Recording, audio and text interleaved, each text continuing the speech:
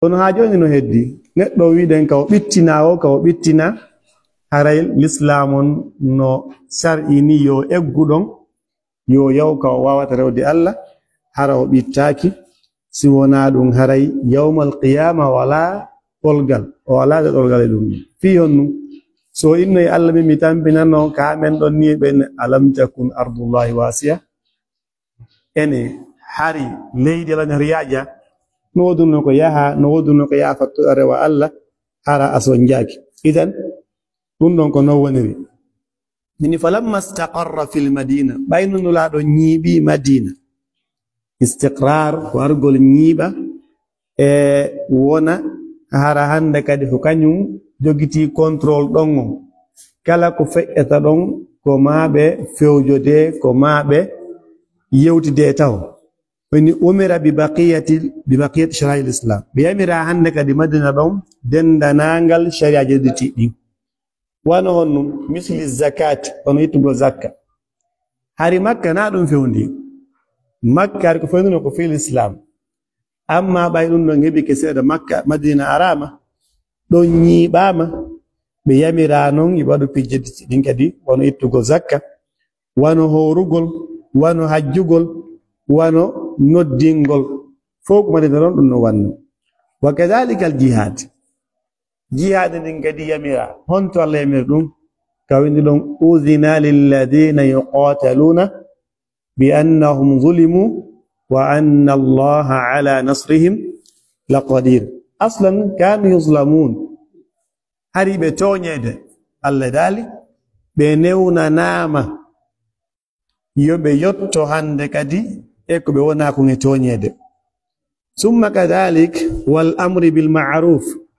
ɓe yamira kadi yamirgol ko moƴƴi wan nahya anil munkar e haɗugol ko boni ko añini wa kadhalika wa ghayri dhalika ko wona ɗum non piiji min sharai l'islam immorde e shariaji ɗinka l'islam ɗiɗo fof fayida ko madina ɗum fi ɗum yewta ko madina ɗi yamira ko ɗon ɗi waɗɗi ko ɗon kadi ɗi wawa gollitirede ha hewti kaydi tito qala akhada ala hada 10 sinin o ƴetti e ɗum ɗo duuɓi 10 ani 10 madina 13 makka ɓe wonno madina duuɓi 3 ɓe yehi ɓoddute makka ɓe arti batti ɗon kadi duuɓi 2 noon si hawrodir ɓe nawniɓe après ɓe feƴƴinoy wa tuwfiya salawatullahi wa salamuhu alayhi wa dinuhu baqin nura sallam feƴƴini tay diina maɓɓe kan hika heddi ka yirbaaki ka bonali wa hadha dinuhu ko diina maɓɓe kanni kaka wonde mum ɗo la khayra illa dalla al ummata alayhi wala sharra illa hazzaraha minhu woni la khayra moƴƴere wo ala o laaɗo ko la naafiya wiyete ko la riiwowo ittintina ko ari kon yeeso makko la khayra la jarama la rajula la dayra la miskina la faqira kala ko ari yeeso makko wonay mansub après addoya non ko tabiti kon ɗum ɗon ittite ko tabiti kon non ariya woni la khayra illa ko kadi la woni ka noddinago la ilaha inta la ilahu la ilaha illa la khayra illa la khayra fi kathirin min najwakum illa kurede kon so yi la on o ya addu ya on illa yani yastasni bima yusbitu ala al-manfi allati nafatha alla an-nafiya lil jinsi hadhihi wa hiya tansibu ma ba'daha min al-asma wani la khayra moƴƴere wo ala ko nde fandi illa si wona dalla al-ummata alay si wona nula ɗon tindini mofteɗenge mayre are warroni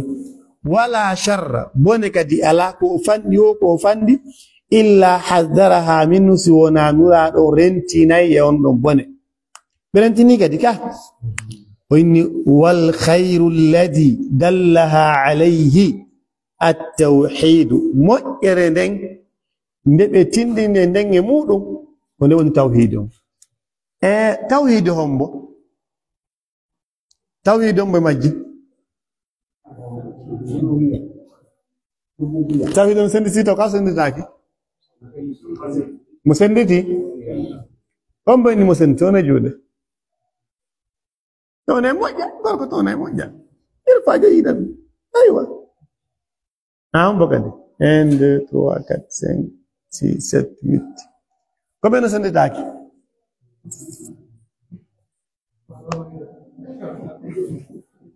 idan kuburi hewda ko men sono stati taki ka mo senditi to ne ka dawa mo senditi to ne joni buito ni tay ko honno senditi ko mo sendimo ko sendire pekitati yido mari hadisi kadun senda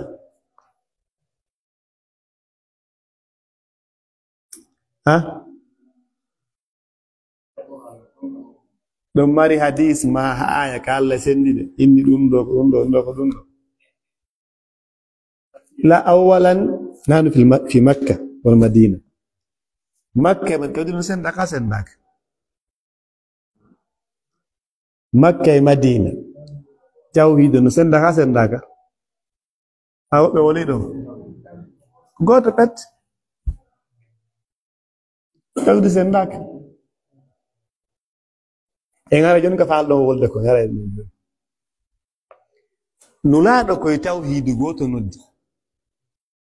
tawhid mo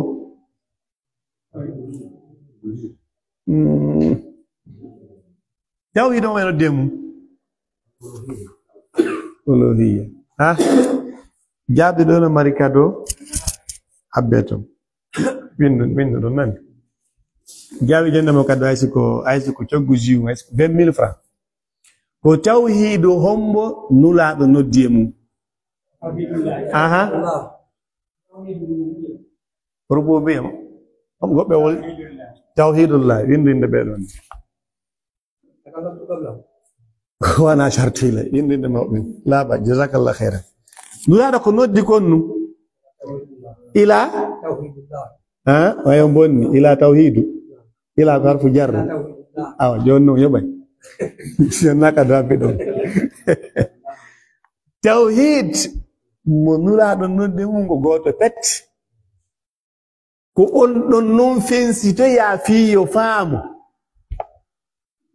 توحيد ngo goto ساوي توحيد الله هبي أندم أي بعدهم هن ربوبية ألوهية أسماء وصفات كا بتاعكم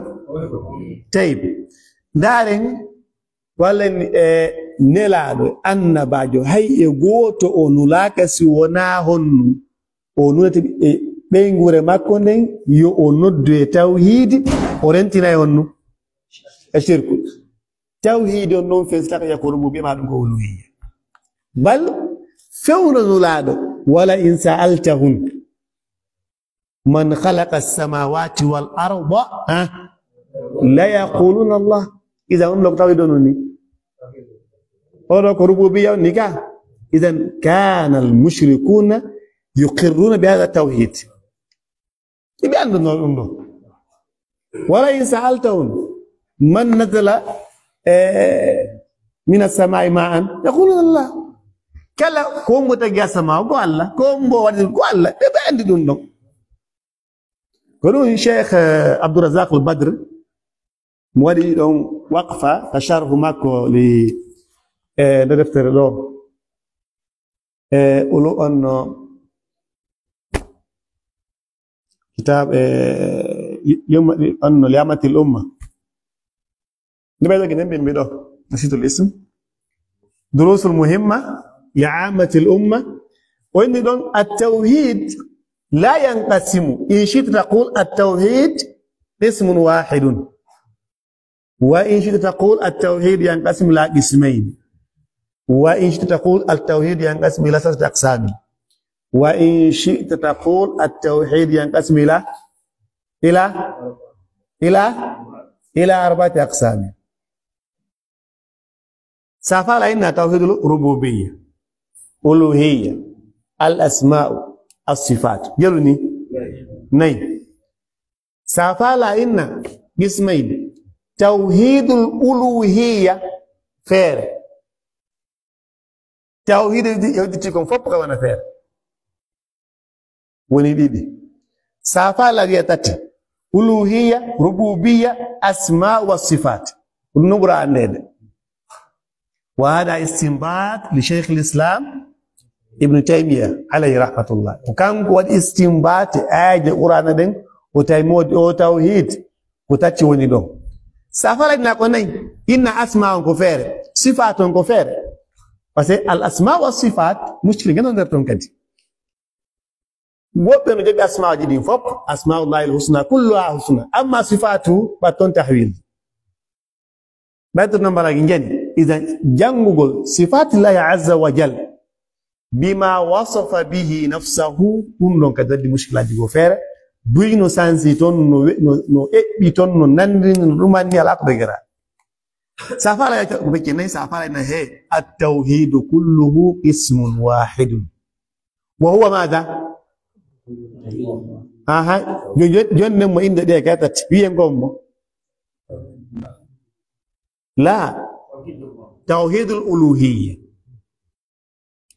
لو قلنا توحيد الألوهية يدخل هناك الربوبية والأسماء والصفات. أما لو قلت الربوبية لا يدخل هناك الألوهية. يفهمون دي؟ أيوة. يعني لما تأتي بقسم وإما تقول توحيد الله واحد أو تقول توحيد الله بقسم واحد وهو الألوهية، ولما يذكر الألوهية يدخل فيه الربوبية والأسماء والصفات. كدون دو وادي سبروبلم وانو كألوهية لو كدو غير وادي كدو جهاد وادي كدو كونسون بانسان فوق هاري فوق كدو وادي. أما أسماء والصفات ربوبية نو بروبلم ودان كانوا مخلونا بهذا. أما الألوهية كدو غير وادي كدو وادي سي أجابي الله كريبة تيرو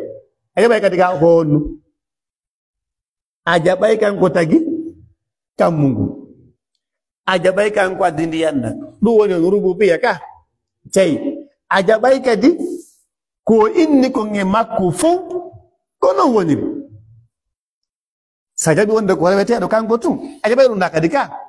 ko satta ni danken ku jabu gongol uluhiyya on so jabi uluhiyya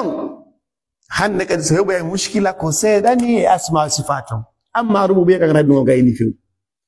e ngala do goddo ko yeddi wo ko mari palje wo taytum mo andi Allah ko goto on yeddindira wonde asma on goddo go tagi maadu yeddindira wonde jemma on goddo go nadde na Allah maadu yeddindira wonde wonke jide goddo go nadde no na Allah ɗum homo jaɓi maɗum arsike maɗum warugol maɗum immintingol maɗum ndiyam ma sajingol ma nange ma lewru ko matata ɗum ɗum homo jaɓi ko Allah watta ɗum ɗo. idan المشكلة والاسم الذي وقعت فيه المشاكل والحرب يتوحيد ماذا؟ الألوهية. ɗum بس لنو لأن نبين هي من جد كل رجال كنا نحن كتوم كنا نحن كتوم ɗum waɗi mushrik e kafir no mari noneji sengo bondirta ko ɓeeɗe Allah jaɓi Allah no wooti hiɓe jaɓi ko Allah rewete kono noon nakan ko tum ɗo watti ɗon goɗɗum ngo ɓeyni fir men no li yuqarribuna ilallahi zulfa ɗo men rewata men yan ɓatto men hewta ka Allah o way are rewon ɗo yahundi ret kono nulaaɗo moƴƴere nde ɓe addani en nden honnu ko tawhidi ɗo wonni wa jami'u ma yuhibbuhu Allah wa yardahu be adana kadi moƴƴire dendanangal konko Allah hidi weltori wa sharru alladhi hazdaraha minhu e sharru bone monulaado rentino ngi mudum ko hombo minhu huwa ashirku ko shirku wa jami'u ma yakrahu Allah wa ya'bahu e dendanangal kala ko Allah anyo salikati nula rentini mudum piigi ɗiɗi no woodi ka tawhid e inni kullu man qala la ilaha illa allah wa mata ala dhalik wa lam yushrik billahi shay'a la fil akbari wa la fil asghar mahma yakun dhunubuhu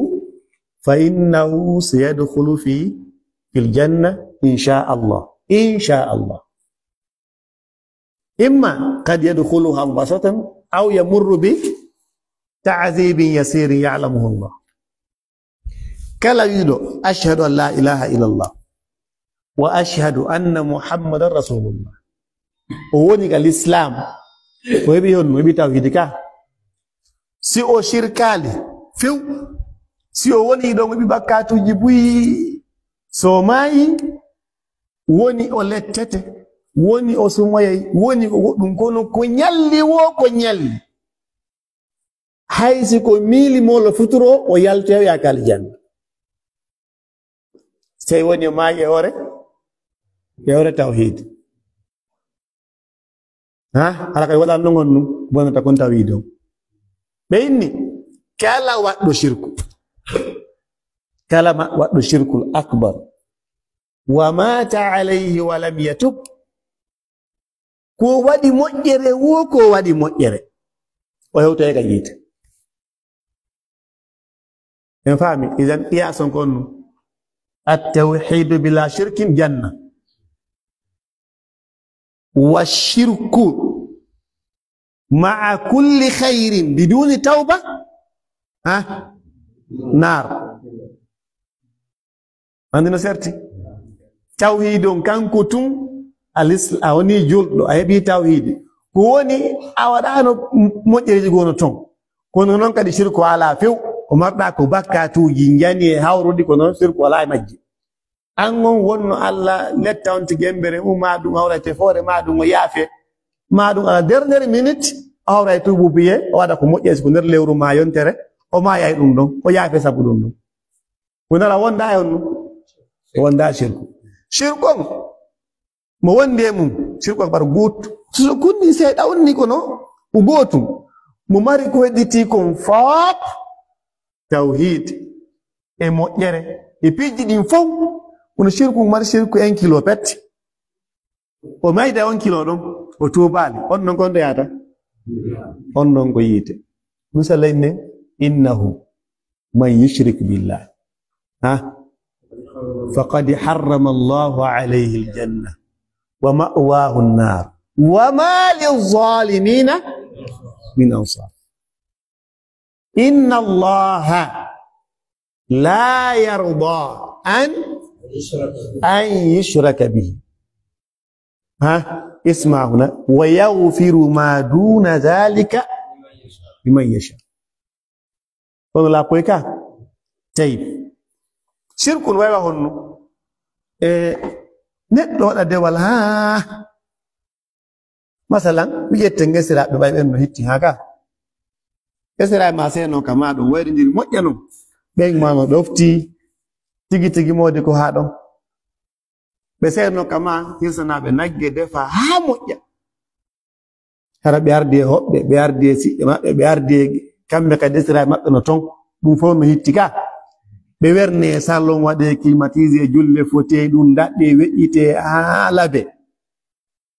memaji ɗin uddite ƴettoya ɗon 2 kilo kawurgo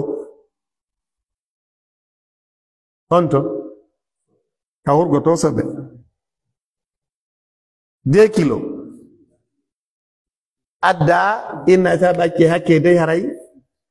ɓette ɗum ɗo nder ga watta ɗum ka ware ñiiri ɗuma ka ware maafe on mba pottoɗa kon ɓe watta yenela a hirsi nagge a waɗi kaaje jiji a haddi pom a haddi mango a haddi a daɗɗi a waɗi tapi a waɗi moket a waɗi yulle fote ala ko a waɗani esiraɓe an ɗon délégué so wi jani wonno hay ministre o nder ton ko ɗo haadi ka modi a wakkilliki hew a dépense ko fandi ɗo million sappo defangol ɓe tumi pirɗum koɗe kono ƴetta ɗon tun kilo 1 kilo pet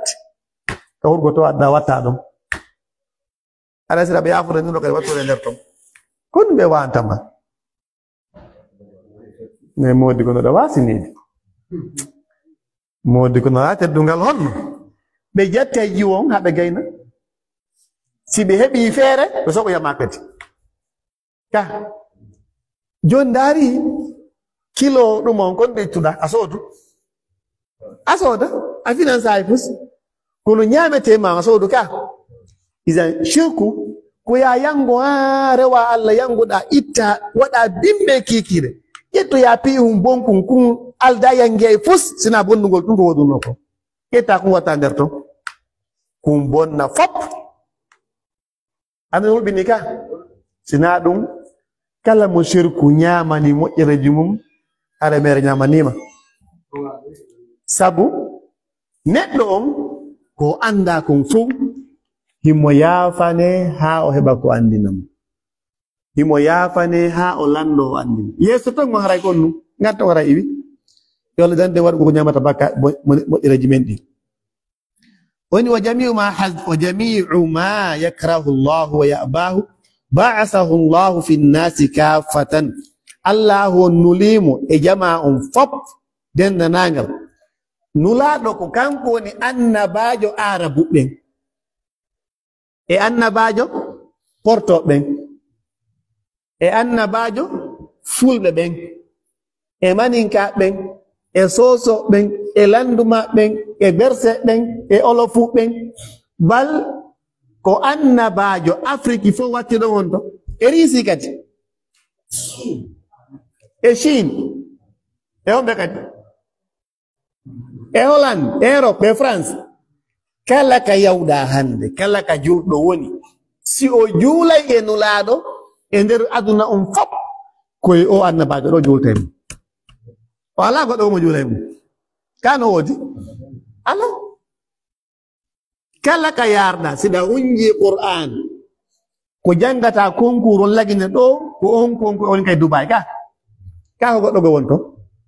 ko ɓe on non tigi wonto so ɓe ni concours Qur'an Chine ko ɗo kadi wonto concours Qur'an Amérique ko ɗo kadi wonton kadi isan annabajo on ko goto ila qiyami sa'a enen groupe on ɗo Qur'an on kadi ko goto tawhid on kadi ko goto qibla on kadi ko goto ɗiɗo fof ɓen hawtude si chinoijo haali fi tawhidi e chinois ko tawhidi men woni wolde fimu si enen en haali e pular fi tawhidi ko fi o ɗon nde wolde fimu si portojo haali e français ma e anglais ko fi ɗum ɗo woni wolde fimu si hawsajo haali si olofujo haali kala haala ka fi tawhidi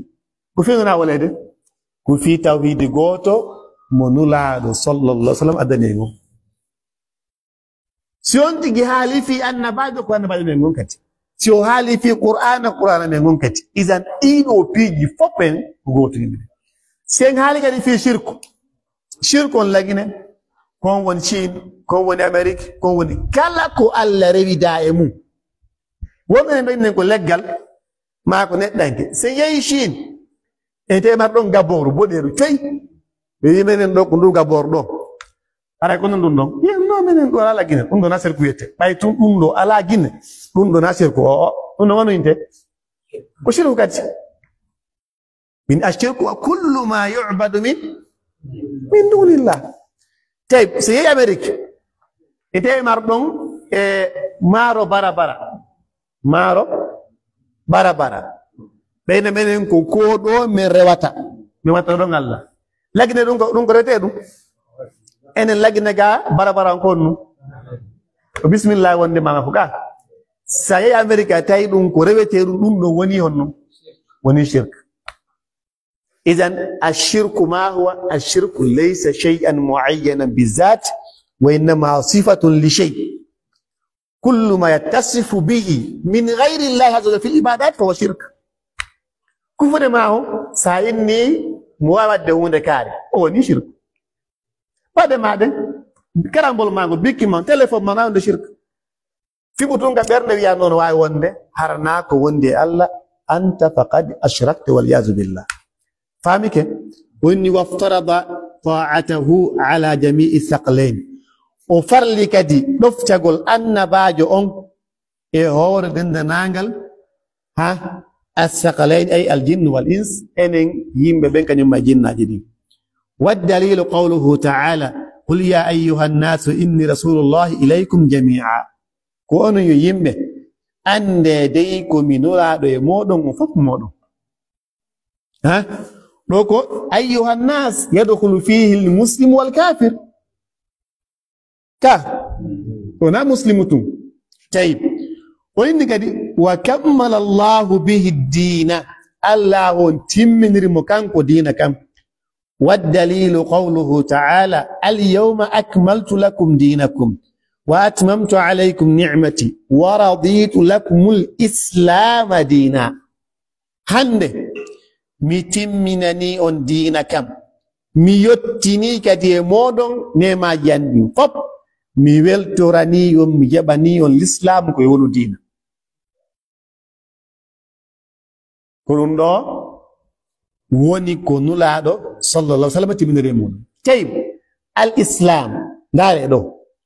wa raditu lakum al islam dina ɗum no ko mayi dawde so yehi ali imran tawa ɗon honnu qul inna ad-dina عند الله الإسلام طيب يلا انظروا هنا هل الدين واحد في الدنيا دين أجدين كارنا كوبوتم كاكوبي ساين دين لكو ودي كل الإسلام نفالجي سبو آية ونو إن الدين عند الله أما عند غير الله هناك دين عند غير الله kono ko Allah faala kon ko subi kon ko wi kon jokkiru non konnu al islam wonni wa man yabtaghi ghayra al islami yette kalimatu ghayr hiya harfu istisna wa ma yati ba'daha abadan majrur من داس عنده بفير نونا ودي قاسر حرف غير ايش حرف استثناء وكل ما يأتي بعد غير مجرور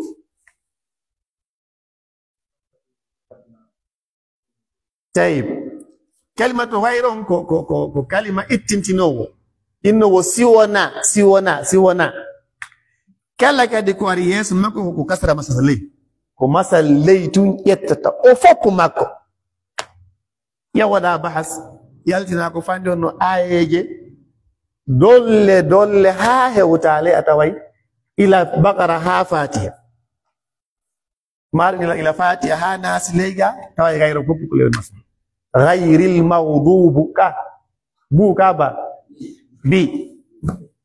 ومن يبتغي غير الإسلام فما وجدنا فيها غير بيت بغير حق غير فوقكو بغير علم وفوقكو مستثنى وما بعده مجرور كلون سواد مدن ومن يبتغي غير الإسلام دينا فلن يقبل منه فيو سأدينا يسوع الله يوم القيامة الله منك يقولون يدور سيدنا الإسلام ونيمون أندو الله فعلك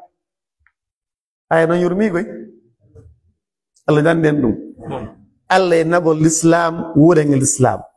كلون داره أي جادنا في الإسلام فوق كلمة إسلام نفوق إما آيات مؤكدة بحرف توكيد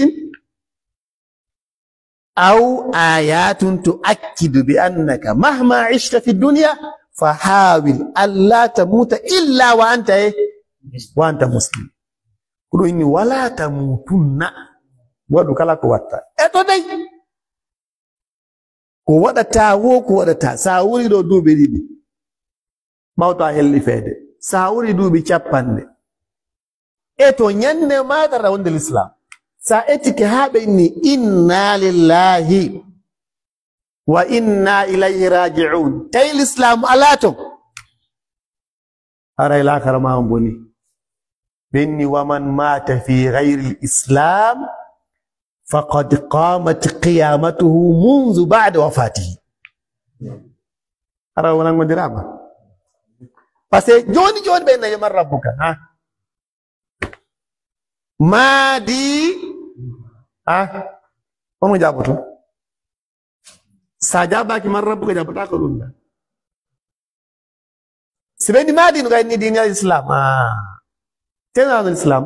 ما دينك دين الإسلام ومن يبتغي غير الإسلام يوم هيك إسلام ساراتي دون أني دانغالو فوتندري إلى قبر دون تو كلون وادي النبي يوسف عليه السلام جسمه كن يرمي هافئت كن كوريتم فوب وبياما وسوكاما وأنتاما يكولوجي وياما ويايتاما كا بما كولي هاومي لت فاسون جدين فوب وهاوري يمولو كا طيب ماذا تمنى يوسف؟ ايش امنية يوسف؟ يوسف عليه السلام بيا يا مواد ريزي من غوندا ماكودان وهو الشيطاني وجنتاكي بوني هنكم وهبي ولا في كسو ولا في بيجل ولا في بماكو بوندا بير ماكو بوندا من ماكو دي ووندا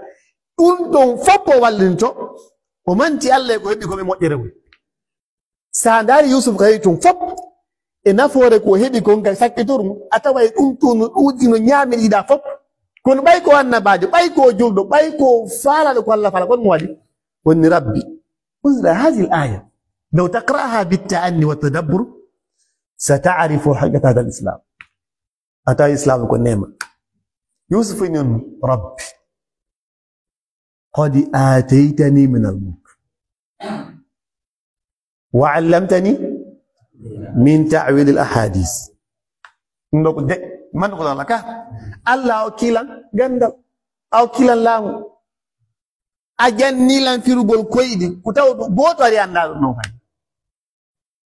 وعلمتني من تعويل الأحاديث فاطر السماوات والأرض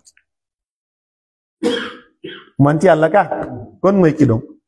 أنت ولي في الدنيا ها do hoppa déclare ko henni on do non daare yusuf no etti laka fu ito o ari ha do to yalla fi hungutu yusuf alayhi salam yas'al allah shay'an wahida ma huwa tawaffani ايش مسلما ما يعرب مسلما ما هو اعراب مسلما هنا من يعرب لنا كلمه مسلما وين كادو جابتو وين من يعرب كلمة مسلما قوله توفني مسلما ما إعراب مسلما هنا ما موقع من الإعراب كن وني مسلما لو تيجي كن نفرته نعم لكن هاكو تجيب لي دو إعراب ما كون كان كهال عرب كان نحو إعراب ها مفعول مسلما كون إعراب ما إعرابه وفعل كمودي so don do nama lagi untuk ni kau bismillah tawaffani musliman ma i'rab musliman al muslim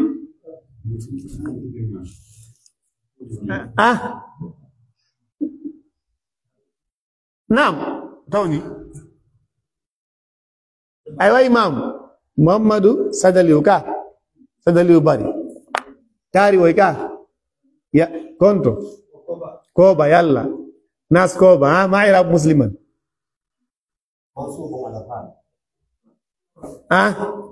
mafati ada kanta زي كنا غنت من يعرف مسلما هنا حال كما قال لك قلت مرة ثانية لو كان مرة أولى لكنت نجات أيوة هنا حال أي توفني في حالتي وأنا إيه وأنا مسلم Allah ko mi torima nyande mi mayoyta wo tuta wara honnu ara yande ko mi julɗo wa hal wal hal mansub wal hal su'alu an kayfa yatawaffahu Allah aw kayfa yatamanna Yusuf yatawaffahu Allah yatamanna an yatawaffahu Allah musliman pour ndo torino kadi o gayndo no tuma nonu tawaffani musliman wa alhiqni bis salihin e foko do fara de allahumma alhiqna bis salihin wa tawaffana muslimin سكتوا أن والدليل على موته صلى الله عليه وسلم قوله إنك ميت وإنهم ميتون ثم إنكم يوم القيامة عند ربكم تختصمون وإن إنك نؤن لاد محمد ميت كما يوم وإنهم نكم بكتي ميتون كم بكتي ما يوم ثم إنكم يوم القيامة رفتك دي نين درنجل عند ربكم كيوم مودون فو مودون تختصمون كتون أرتي مبي فنس نو يدو جيري مبي تاوكا موتا مبي ولا هذا خصم قال هذا خصمان هذا خصيمي وكذا فوق لا بي بس نين اودو آية كوفيون نواراني كوتا ينسكو wonne manula don ko wurowo haraw mayata wadu gollen tambi wonde ma nulado sallallahu alaihi wasallam ko mayo wakadi o mayino nulado ale do tambi goto fi makko fu ko wonde barki mo barki nore barki nortake mo wonde barki fewndo o wuuri o barkinode ka barkinorake aywa huwa nabiyun mubarakun barakallahu fi kulli shay'in marra ala yadayhi lakin fi madha fi hayatihi sallallahu alaihi wasallam nulaado fewndo be wuuri sibe memi be duwanike ma do kima goddum ma be duwanike ma antigi fo no waawi jabade balko be duino konfimen kadi no jabi ka kono ƴettugol ngol barkinora be fewndo do no woni sellata fiyon be wodaka amma sibe woda na ella sibe woda seta yibe do tori duwa sonna be man pay koy mun koy to si yibinino ka adda koy to bane koy duwane ton be wuri bay fe idin wanno badunu ko bok siddiq badanu ko bok siddiq ko don no hadu tay no nyamete hamu be duwo jama fupu nyama hara tef mutakati no hopo wadi jaabeji ɗin wowlaniɓe ɓe nani bal ñande go ay ngeloba arno wulti maɓɓe nulaɗo ya muhammad ya rasulallah inni ashtaki ala sahibi miɗo wultito e jongan ornela kom jonta moodi min ga yolminan seeɗa mooti kombo haali ɗum ngeloba ɗum hoppo waɗi ɓe waɗi ni ñande goo kolli maɓɓe ɗin ndiyan yalti ɓe waɗi ni yaltiri wa pompi fof pari ƴoogi ñeɗi salligi yere hokko waɗi piiji buno sifa fewndu gurdam maɓɓe ɗan ɗin ɗon ko tawi kon ko gurdam maɓɓe ɗan ino dagi ino wawi wonde ko non woniri kono ɓawtone feƴƴinde tayanaka dillanni ñande goo bal nene men halimatu saadiya ko arno ƴettugo men a muyninoya bani saad o jinnuno taw ha ɓaali pay koye marko e mbuuɗi e ɓowo e buyi o yilto yetti muhammad ɓay o ƴetti muhammad gonno wanno il faut de gandi ka bal aslan ɓay o ugginike ƴettugol boobo on kam uggini ɓe fondi boobo on ko boobo ɓay kon duuɓi jel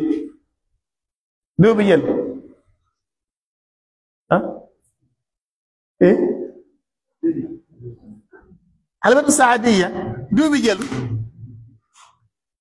ko ɗiɗi ustad ko ɗiɗi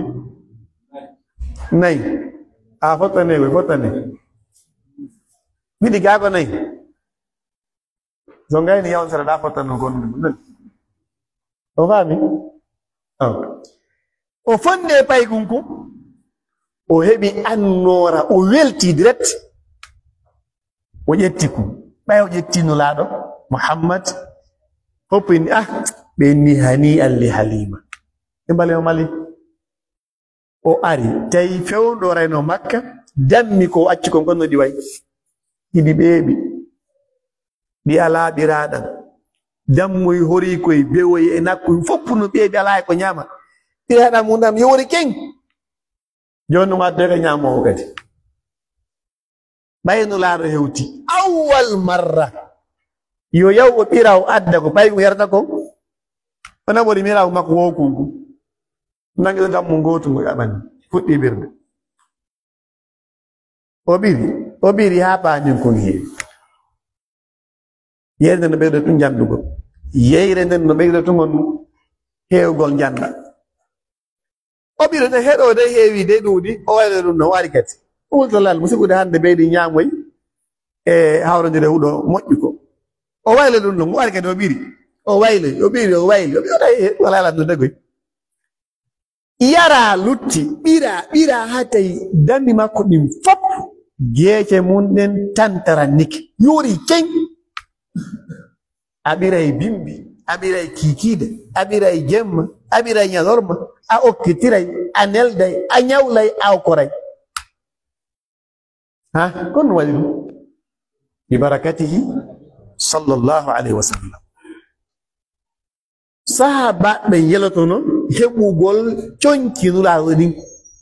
fii ko waɗira on ɗum fii ko ɓe kasangire yelotono ɗum bal kala mo ɓannu nulaaɗo meemi ɓan maɓɓe ndum si ndu meemima e bange ko moƴƴi ka julɗo ɓe duwanike ma an on ɓe inni ɓanma yata ka yiite sey noon kadi ko keefeero anga hewtay ka yiite famodiri ɓe inni so wona neɗɗo gooto on banndi neɗɗo gooto o heɓuno yo o surrire kasange makko on tawi ko doloke nulaaɗo tigi kono ɗum nafaano mo kanko ka yiite o yaata doloke on kañ heddo ɗo kombo wonno Abulahab kombo attimayde ari haa e Madina nam Abdoulaye ibn Salul kon ɗon mo marno ɓiɗɗo on tawi ko julɗo o ari no nulaaɗo o kanko ɗo nokki o waɗi nulaaɗo rentimo ɓe tawi si ɓe hokkaali wara ɓe hersinimo kanko alaa probléme ɗum moy probléme o ɓen makko ɓe hokkimo kanko mo maɓɓani ɓe makko kono ɓe makko maɓɓanaaki hoore mum ɓe doloke mo yehi ɓe makko maayi tun inni wala waɗen kasange doloke nulaaɗo ɓe inni huwa alwahid Abdullah ibn Salul yo waɗire kasange doloke nulaaɗo tawa ɗum hatta mo yaaka yiite kanko tun heɓi ɗum ndaare o ya sahabaji ɓe yehi ka jihaade nulaaɗo fewde safeji ɗin ɓe tappuno goɗɗo ñande goo tawi ɓe fewnude safeji ɗin ka ni tun doyi sow waɗade ɗum ɓe fof ɓe jettum kanko hay ndaara ɗo komi hayni yeeso ɗo kon ɗo si yahama naafo wartoyta o miiƴimo faala keecagol nulaaɗo ɓe jaɓɓodira fiyo wonu ɓanndu makko nun ko sakkitiimemo ko ɓanndu nulaaɗo on ɓe nulaaɗo ñande go a tappannogoy ɓenni a yotto en suɗum yotto e yottoto mi yottoto o hendi to gordu ndum o ƴetti posi o daroyi to tan Tema sikki on sikki o heeti goy o jeddi posto few o huuli o naadi haa waali kaleeti o fokkitani on bo no sallam o yonuraaɗo arimattaake dolloke ittu dolloke a pottina ko fewndo ɗo potti ni fa fahimahu rasulullah fa khala'a lahu al-makan beyti jama'u fop mo beeno felliti hon o tappa yotto inni ande jotto ɗo ande ko yette on so o yette on nuñu ande jotto ɗo jota tappa no laaɗo joɗɗen ɗo nan fo no heedili sey tu woni o tappay woni ɓe nangaymo ka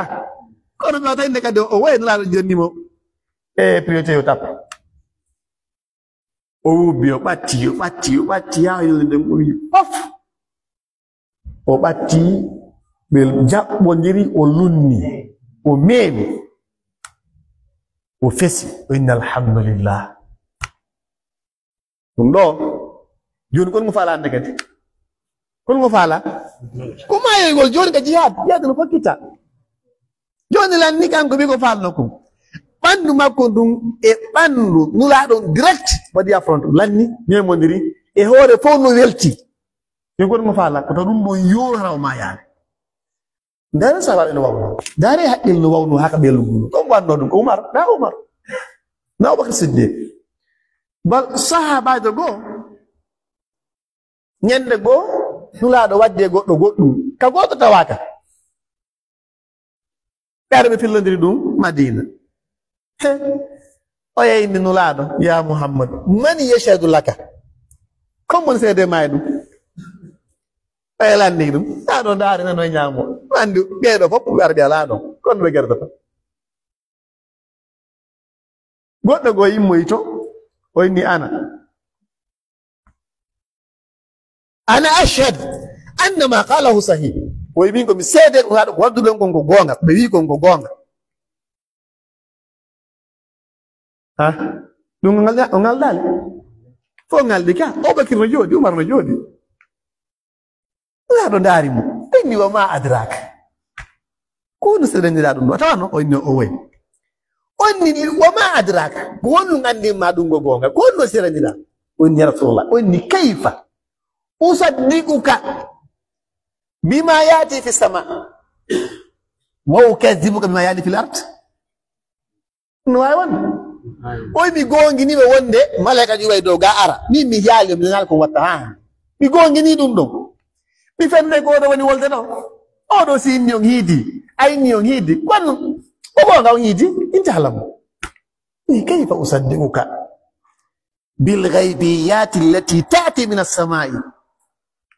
wala asma'uha wala araha wa ukadibuka bima asma'u aɗo weni sadakta ɓe inni si oɗo seedike haray woni jelu ɗiɗi kanko e bono ɗum ɓe inni shahadatu fulan shahadatu rajulayni kanko tun e bono ɗum ɓay imma ɓe inni ayna kunta ya Umar hanno Umar imoɗa seedotoɗa ɗum ɗan kadi heɓa ɗum ɗo ayna kunta ya Abubakar Siddiq ko ɗum alsahaba isma jeydan alsahaba kulluhum udul هذه نقطة ما كان يسوي إني أصحابي كالنجوم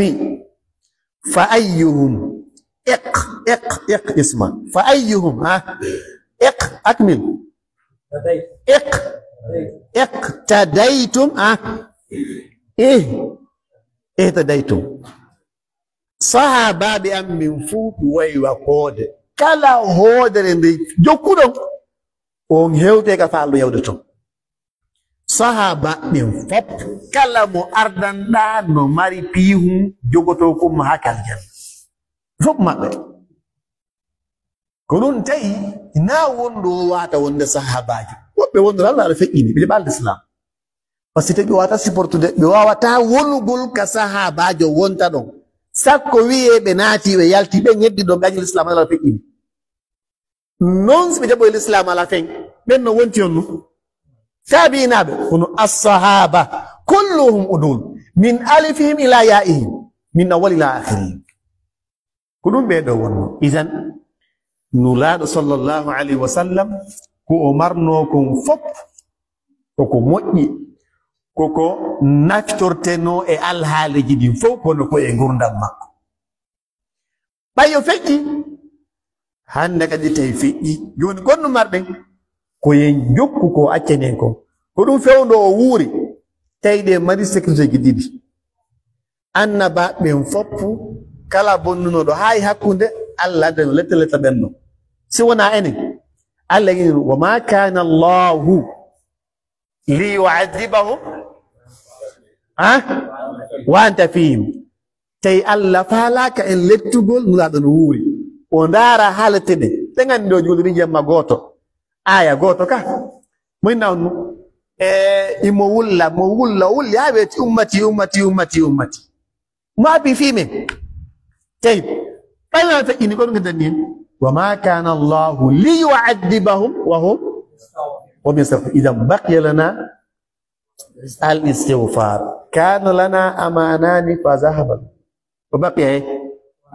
واحد وإياك ثم إياك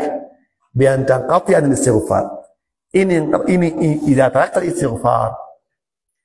فقد تركت الأمان الذي بينك وبين العذاب كل نتهم كلك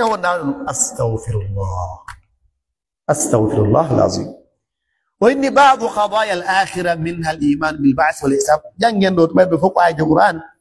بيتانهم موتيك وإن الإيمان بالبعث قال المؤلف رحمه الله تعالى والناس إذا ماتوا يبعثون والدليل قوله تعالى منها خلقناكم وفيها نعيدكم ومنها نخرجكم تارة أخرى وقوله تعالى والله أنبتكم من الأرض نباتا ثم يعيدكم فيها ويخرجكم إخراجا والإيمان بالحساب والجزاء قال المؤلف رحمه الله تعالى وبعد البعث محاسبون ومجزيون بأعمالهم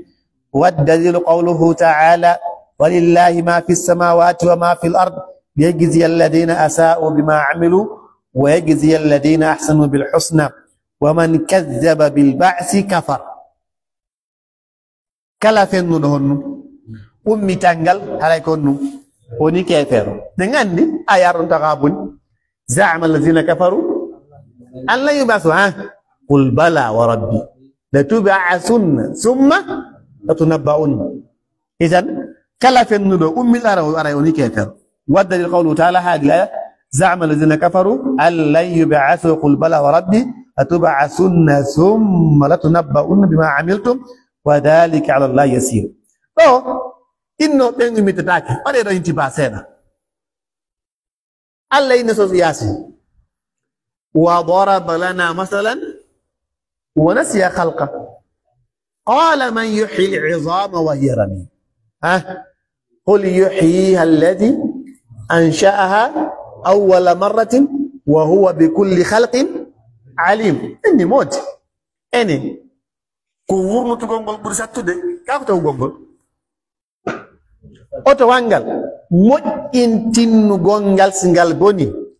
موت ينغونجال كبريمير فاكون برساتو ده موت ينغونجال كا amu ina ngal do hagayna tawa pine magal bona do acca don pinere siga nende mo ina daro etta pinere go hawro dira ka kono madaji magal fu ko mo ina ko mo ingongo buri sattude e di wattu gongol ka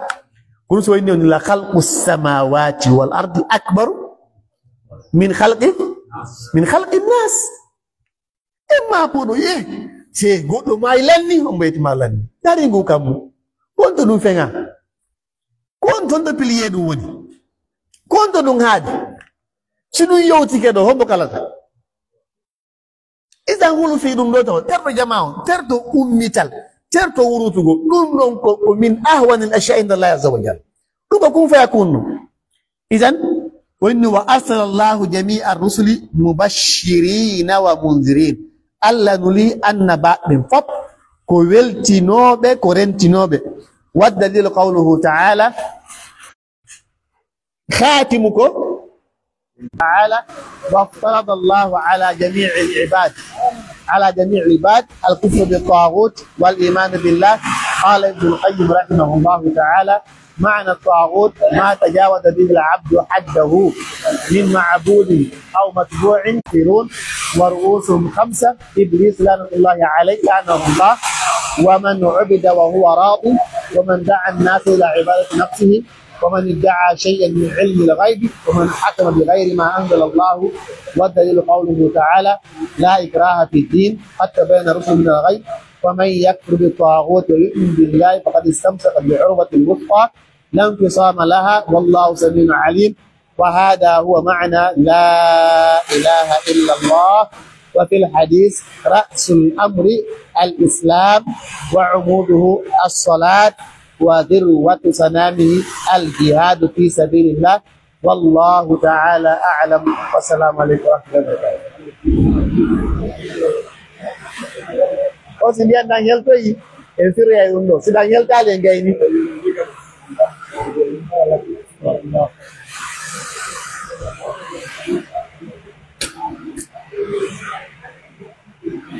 kupido